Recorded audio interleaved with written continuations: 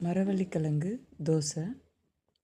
மரவள்ளிக்கிழங்கு இது 3 மரவள்ளிக்கிழங்க நான் எடுத்து சமைக்க போகிறோம் இன்றைக்கி. இதில் ரொம்ப நல்ல நன்மைகளும் இருக்குது. குழந்தைங்க சாப்பிட்ற அளவுக்கு டேஸ்ட்டாகவும் இருக்கும் இந்த தோசை. நீங்கள் ஒரு வாட்டி ட்ரை பண்ணி பாருங்கள். உண்மையிலே ரொம்ப அருமையாக இருக்கும். உங்களுக்கும் ஈவினிங் ஒரு ஃபுல்ஃபில்லாக இருக்கும். மார்னிங்கும் சாப்பிட்லாம். தோல் சீவி எடுத்து வச்சுருக்கேன். இதை காய் சீவுறதுல நல்லா மெலிசாக சீவி எடுத்துக்கணும். பார்த்திங்களா, இது மாதிரி சீவி எடுத்துக்கணும். சீவி எடுத்துக்கிட்டு நாட்டு சக்கரை அப்படி இல்லைன்னா வெல்லம் இது நல்லா நசுக்கி போட்டு மிக்ஸ்அப் பண்ணிடணும். ஒரு கைப்பிடி அளவு வெல்லம் போட்டிருக்கேன் நான். நல்லா மிக்ஸ் பண்ணிக்கணும். அந்த சீவல் மொத்தமாக இருக்கும். அதை நல்லா தனித்தனியாக பிரித்து விட்டு நல்லா மிக்ஸ்அப் பண்ணிக்கணும். மிக்ஸ்அப் பண்ணி ஒரு 10 நிமிஷம் போல் அது ஊறணும். ஊறுச்சுன்னா அந்த வெல்லம் கரைஞ்சி அந்த கிழங்கோட ஒரு நீராக வரும். அடியில் அந்த மாவும் அந்த கிழங்கும் நீராக வரும். அது ஒரு 5 நிமிஷம் இருக்கட்டும். அடுப்பில் தோசைக்கல் வச்சு நம்ம கடலெண்ணெய் ஊற்றிக்க போகிறேன் நான். இது செக்காட்டின கடலெண்ணெய். இங்கே கடலெண்ணெய் உங்களுக்கு கடலெண்ணெய் பார்க்கணுன்னா ஒரிஜினாலிட்டி மட்டி இருக்கும் கீழே. எவ்வளோ தான் அது ஃபில்டர் பண்ணாலும் அந்த மட்டி கீழே இறங்கும். அதை வச்சு நீங்கள் கண்டுபிடிக்க முடியும். நிறைய கெமிக்கல்ஸ் போட்டால் கூட அந்த ஃப்ளேவர் கொண்டு வர முடியும். ஆனால் அந்த மட்டி கொண்டு வர முடியாது. அதுக்கப்புறம் இது ஸ்மெல்லும் நல்லாயிருக்கும். ப்ளஸ் டேஸ்ட்டும் ரொம்ப அருமையாக இருக்கும். எவ்வளோ நாள் ஆனாலும் அது ரெண்டுமே மாறவே மாறாது. செக்காட்டின கல்லெண்ணெய். உங்களுக்கு வேணும்னா நான் காண்டாக்ட் பண்ணுங்கள். நாங்களும் கொரியர் சர்வீஸ் பண்ணிகிட்ருக்கோம்.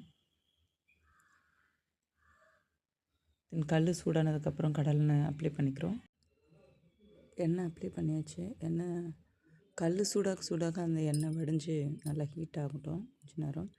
நம்ம மாவு பிணைஞ்சி வச்சுருந்தோம் இல்லையா, மாவோட வெல்லம் பிணைஞ்சி இருந்தோம் இல்லையா, ஒரு சிட்டிகை உப்பும் அதில் கலந்துக்கலாம்.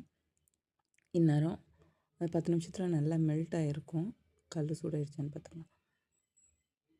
நல்லா மெல்ட் ஆகிருக்கும். இப்போ அதை நல்லா கிளறி விட்டு ஒரு திருப்பதி லட்டு மாதிரி பிடிச்சி, ஒரு பெரிய லட்டு மாதிரி பிடிச்சி கல்லில் வச்சு நல்லா தட்டையாக சுடணும்.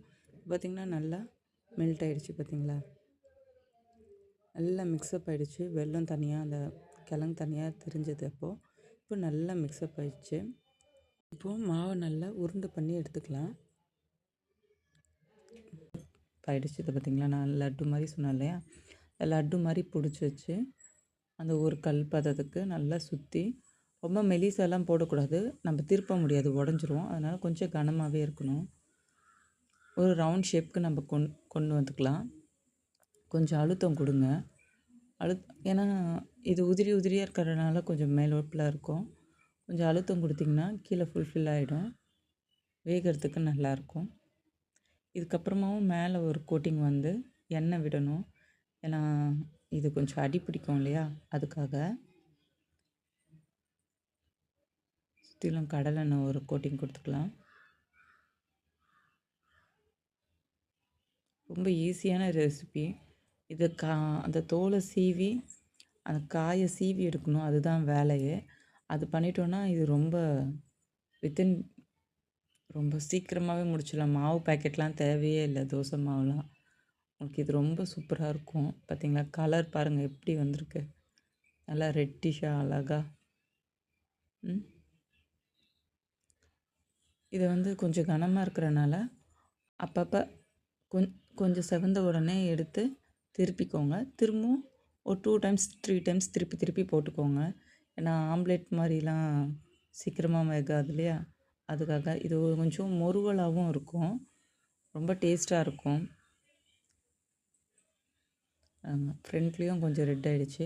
பேக் சைடு ரொம்ப ஈவனாக இருக்கும். ஏன்னா அது அந்த மாவில் இருக்க தண்ணிலாம் போயிட்டு அடியில் இறங்கிடும். அப்போ ஈவனாக தெரியும். பார்த்திக்கோங்க, 2 பக்கமும் ஒரே கலர் ஷேப் சூப்பராக இருக்குது கலரு சாப்பிட்றதுக்கு. அதுக்கப்புறம் இந்த 3 கிழங்குல 3 தோசை வந்திருக்கு. என் பசங்களுக்காகவும் நாங்கள் சாப்பிட்றதுக்காகவும் ரொம்ப ருசியாக டேஸ்ட்டாக வாழை இலையில் ப்ரெசென்ட் பண்ணி சாப்பிட்டோன்னா ரொம்ப ஹெல்த்தியாக இருக்கும், ரொம்ப டேஸ்டியாகவும் இருக்கும். பாருங்கள். தேங்க்யூ.